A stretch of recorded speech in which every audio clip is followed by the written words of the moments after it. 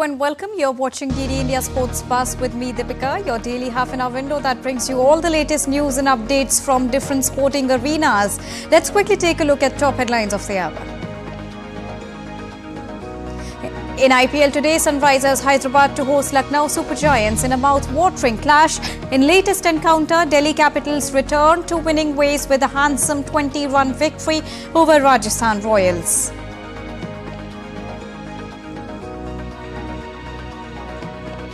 Kylian Mbappe's final match for Paris Saint-Germain ends in defeat to Borussia Dortmund. Tonight, La Liga winner Real Madrid to face Bayern Munich in second semi-final.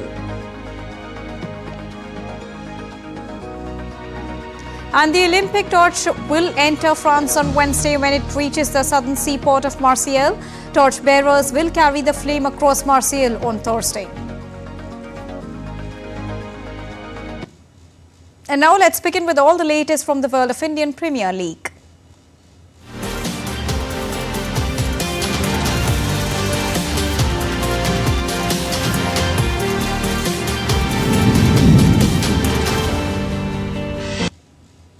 Delhi Capitals defeated Rajasthan Royals by 20 runs in the Indian Premier League encounter on Tuesday. Rajasthan Royals captain Sanju Samson kept Rajasthan's 222-run chase going after the loss of Riyan Parag, Jos Butler and Yashasvi Jaiswal. Earlier, Yuzvendra Chahal became the first Indian to take 350 T20 wickets after scalping Delhi Capitals captain Rishabh Pant. There was also a first for Delhi Capitals opener Jake Fraser-McGurk, as he also became the first player in IPL to score 3 half-centuries in less than 20 balls. And on the other hand, Sunrisers Hyderabad will take on Lucknow Super Giants in their 55th match of Indian Premier League in Hyderabad today. It is a must-win game for both the sides, as any loss here at this stage would only dent further the hopes of making it to the playoff round. Both the teams have notched up 12 points from 11 games so far, and whoever wins the game will hold the edge over the other. The home team have found it tough in their last 5 games, having won only 2 games. The Orange Army will be craving another high opening partnership between Abhishek Sharma and Travis Head. Staying on cricket, Indian milk producer Amul has been appointed as the official sponsor of Sri Lanka men's cricket team for the upcoming ICC T20 Cricket World Cup. Now, CEO of Sri Lanka Cricket, Ashley De Silva, said that the partnership with Amul is an excellent move as an association with an international team and is definitely going to help their gain market growth and also further enhance its brand visibility among international audience. Sri Lanka will kick off their T20 Cricket World Cup campaign on the 3rd of June against South Africa in New York. The World Cup will be held in the West Indies and the USA from the 1st till the 29th of June. Now, Run for Vikasit Bharat or Developed India race was organized in Delhi University on Wednesday. Ace shuttler Saina Nehwal was also present on the occasion, flagging off the run. Now, this Run for Developed India also showed immense enthusiasm among the youth. Saina Nehwal emphasized on the importance of running in everyday life and also highlighted on working together to become the best country by the year 2047. Take a listen. देखिए, विकसित Bharat run जो है बहुत ही important है। मैं ऐसा जैसे sports person यही बोलूँगी कि रनिंग तो हमारे ज़िंदगी में एवरीडे भी होनी चाहिए, क्योंकि फिटनेस के लिए अच्छी होती है। लेकिन आज हम यहाँ पे डिफरेंट रीज़न के लिए हैं। हम यहाँ पे हैं कि अपने लिए जो फ्यूचर के लिए है, हम अपना जो देश है ऐसा बना सकें कि हम सबसे बेस्ट देश हो सके वर्ल्ड का। हम वैसे ही इतना अच्छा कर रहे हैं, हर एक फील्ड में अच्छा कर रहे हैं, लेकिन मैं चाहती हूँ कि हम और मेहनत करें और 2047 तक क्या उससे पहले ही हम वन ऑफ द बेस्ट बन सके दुनिया में, और हम उसकी तरफ जा भी रहे हैं। मैं देख रही हूँ कि ज़्यादातर जो विमेन है वो काफ़ी हद तक हर एक फील्ड में अच्छा कर रही हैं, और ऑफ कोर्स मेन तो अच्छे हैं ही, बट विमेन भी अच्छा कर रही हैं। और मैं फ्यूचर में ये चाहती हूँ जो स्पोर्ट्स है, जो विमेन है और जो हमारे यूथ है, वो और भी ऐसे आइडियाज़ लेके आए और भी मेहनत करें कि हमारे देश को और आगे लेके जाए। तो good luck. On to athletics now. Indian javelin thrower and Olympic gold medalist Neeraj Chopra will compete at the 27th Federation Cup National Championship, which is to be held from the 12th till the 15th of May in Odisha. This will be Neeraj Chopra's first domestic competition since 2021. Before the Federation Cup, the two-time Asian Games gold medalist will take part at the Doha Diamond League on the 10th of May. And now in Sports Buzz, let's bring you up to speed with all that is happening in the world of soccer. Borussia Dortmund entered Champions League finale on Tuesday by a 2-0 aggregate victory over Paris Saint-Germain in the return leg of semi-finals. The club also reached their third Champions League final and first since 2013. Here's a report. Borussia Dortmund entered Champions League final after 11 years by a 2-0 aggregate win over Paris Saint-Germain. Dortmund showed great composure to reach their third Champions League final and first since 2013 after Mats Hummels' second-half goal earned a 1-0 victory on the night. Coach Terzic went to the Dortmund fans after the game and said he had to make up for the last season's failure to win the Bundesliga title after slipping up on the very last day.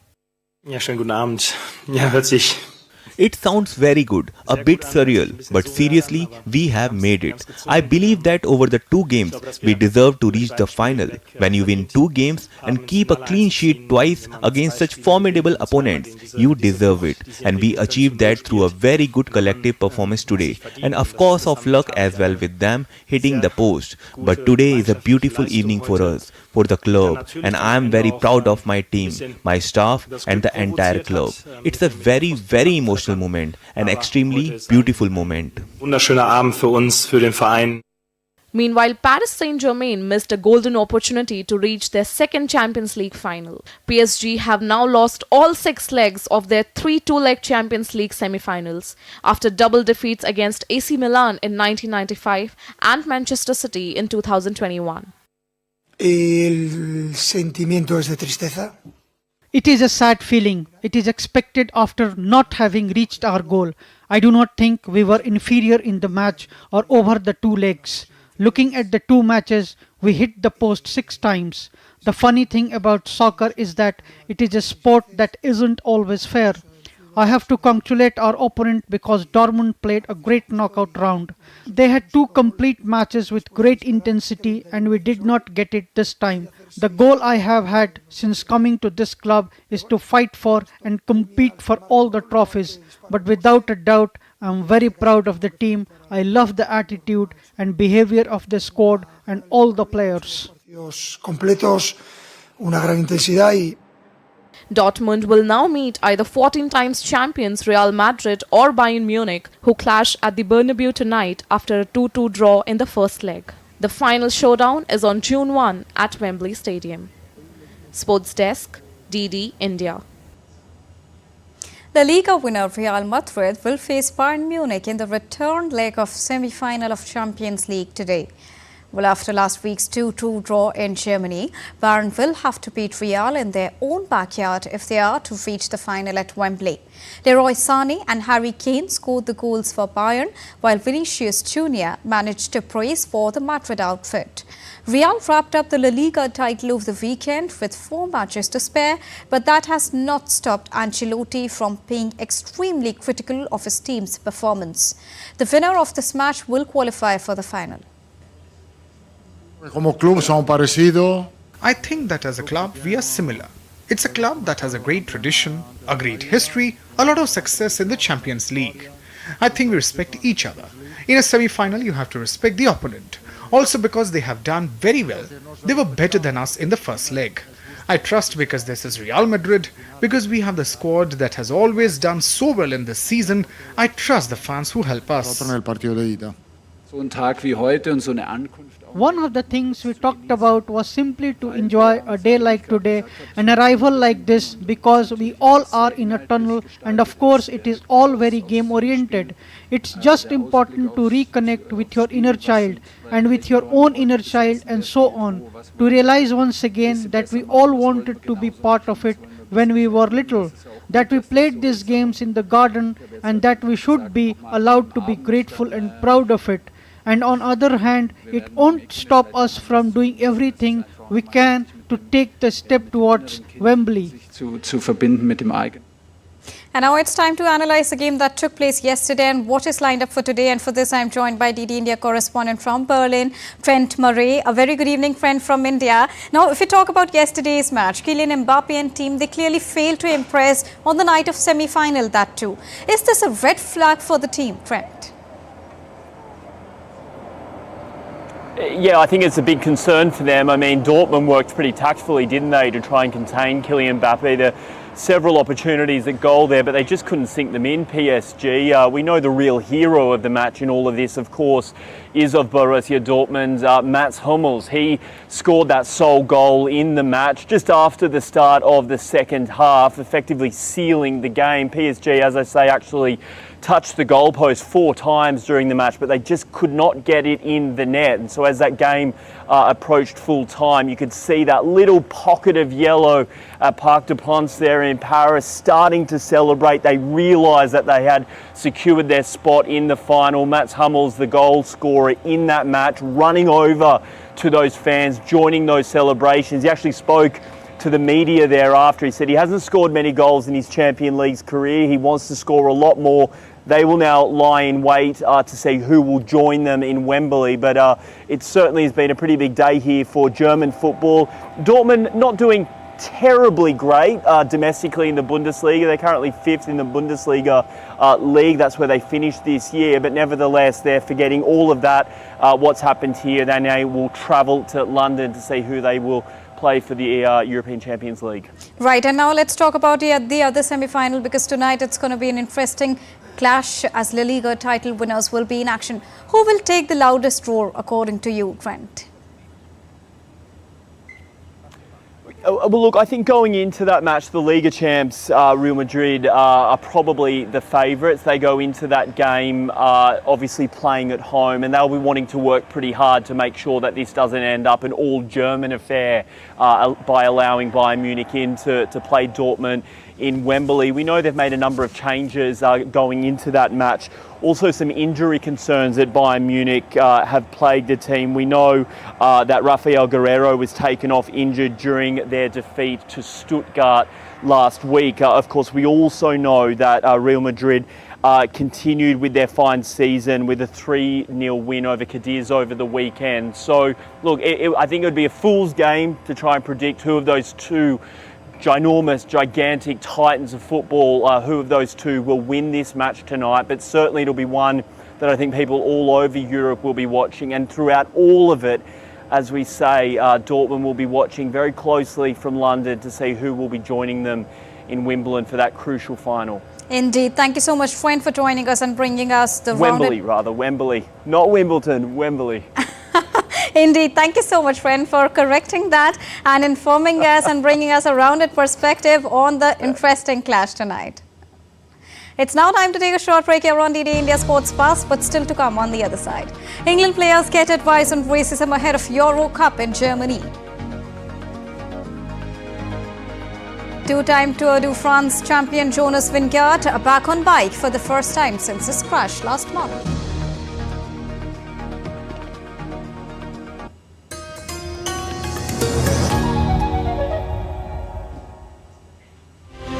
As India decides in the world's largest election, we help you feel the pulse of the nation. I am Sakal Bhatt. I am Shubhendu Ghosh. This election season, join us on a journey of India. We are in Assam. This is the tea city of India. From down south, Tamil Nadu. Discover the colours of democracy. Gateway to northeast of India. Coastal state of Kerala. Watch Full Pulse on DD India.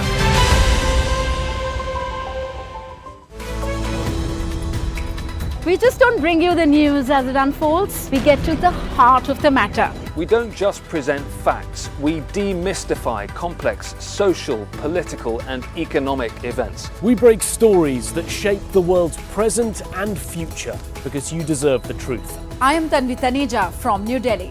I'm Ollie Barrett from London. I'm Nick Harper from Washington, D.C. Join us on DD India Global Monday to Friday at these times.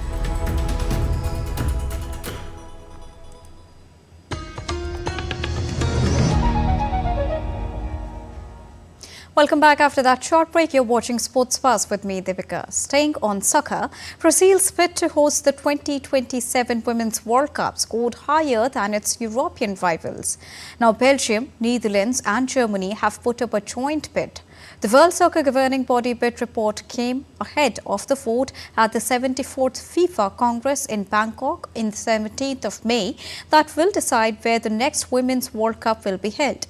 Based on the results of the technical evaluation, the Brazil bid received the highest overall average score of 4 out of 5, followed by the BNG bid with 3.7.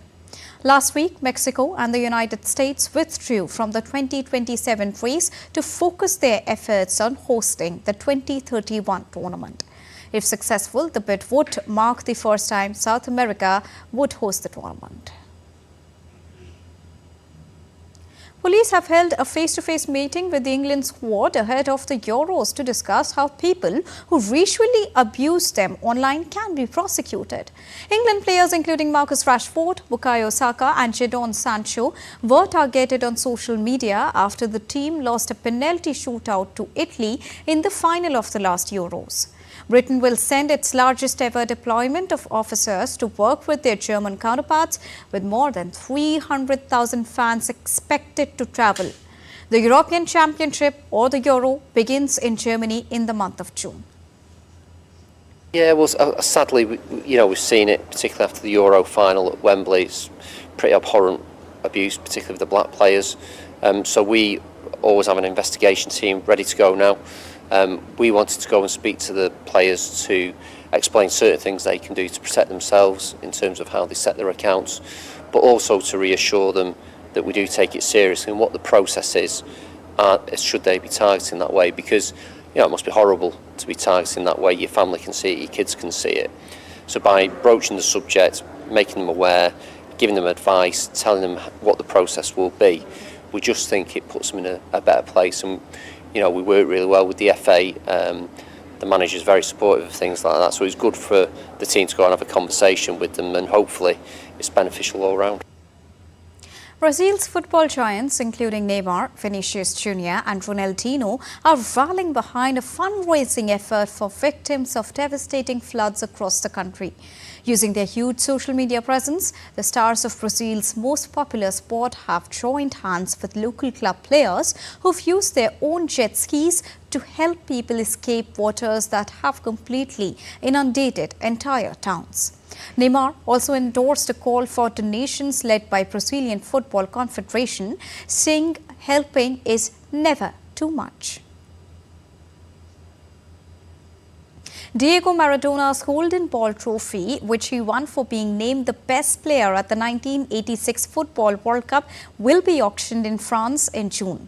This is the first Golden Ball to go for auction, while the value is still to be confirmed. The auction house expects it to fetch somewhere around in millions on the 6th of June. Maradona, who passed away in 2020, won the award after leading Argentina to World Cup victory in Mexico, scoring 5 goals at the finals, where he captained his country and played every minute of the tournament.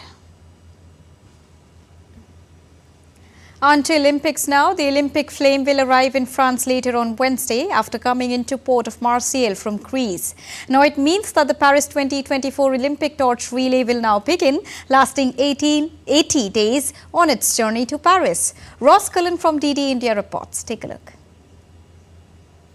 One of the set-piece events in the build-up to any Olympic Games is the arrival of the flame in the host country, and the Olympic torch has been travelling by boat to France from Greece across the Mediterranean Sea, and it is scheduled to arrive in Marseille later on Wednesday. And the French President Emmanuel Macron will be there in the southern port city to welcome the flame, and then the Olympic torch relay can begin in earnest. 12,000 kilometres, the torch is going to be travelling through hundreds of French towns and villages, and also through some of France's overseas territories like Guadeloupe in the Caribbean, French Polynesia in the Pacific Ocean, and also some Indian Ocean islands like Réunion. The torch will then make it back here to Paris in time for the Olympic opening ceremony on the 26th of July. Ross Cullen in Paris reporting for DD India. Denmark's two-time Tour de France champion Jonas Vingegaard is back riding outside for the first time since his crash last month and is now hopeful of defending his title that Vingegaard won in last two editions of Tour de France. But his participation was in doubt after suffering a broken collarbone and several broken ribs during the tour. The Tour de France begins on the 29th of June in Florence, Italy and ends on the 21st of July in Nice.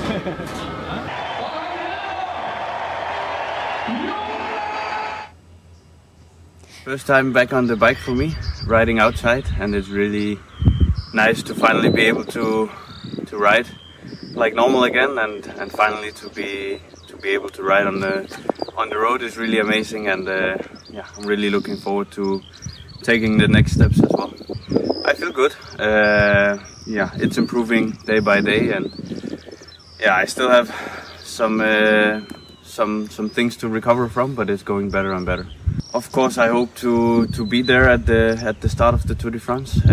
We don't know exactly how my shape and how my recovery will go, but I will do everything I can to get there in my top shape. Now, next week, Michael Schumacher's family plans to auction off his personal luxury watch collection. Corinna Schumacher, his wife, reportedly initiated the decision, having previously sold other assets. The watches, described as unique pieces, will be auctioned by Christie's in Geneva on the 13th of May.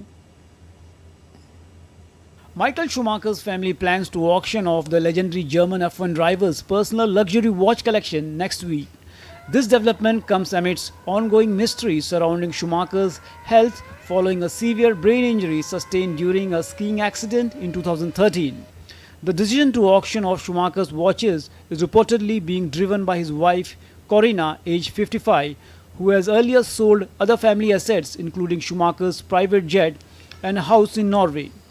Remy Guillemin, head of watches at Christie's Europe, said that timepieces stray from commercialized design since they were specially made and previously unavailable to the public.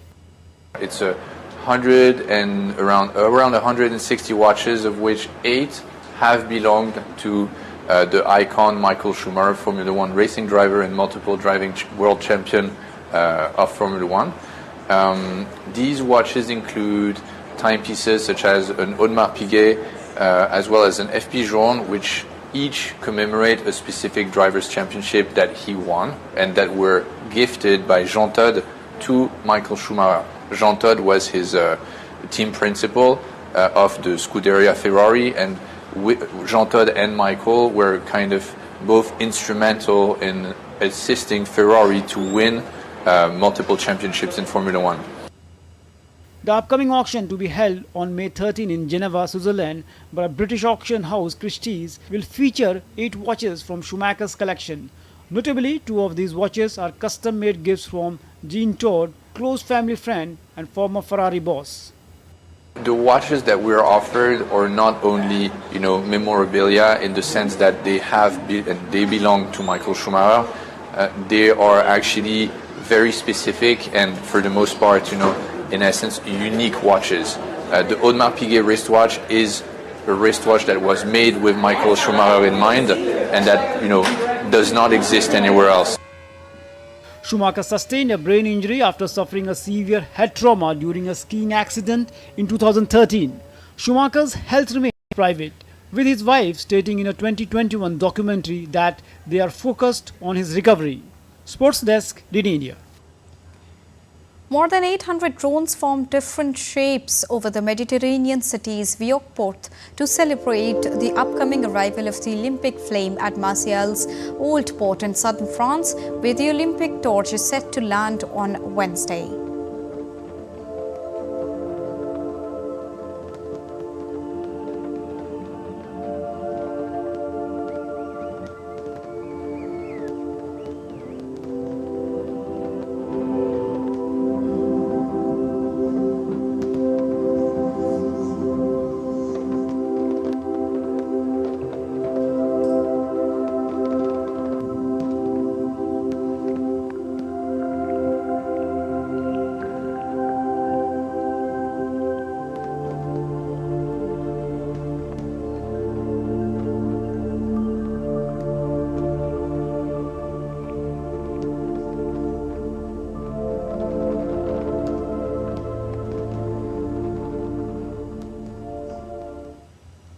And that's all for this edition of DD India Sports Pass. But let us know your thoughts on the news of the day. You can also connect with us on Facebook, X, formerly known as Twitter, and Instagram. We'll be back with more news as it breaks here on DD India. I am Deepika, and from all of us here in Delhi, thank you so much for watching DD India Sports Pass. Namaskar.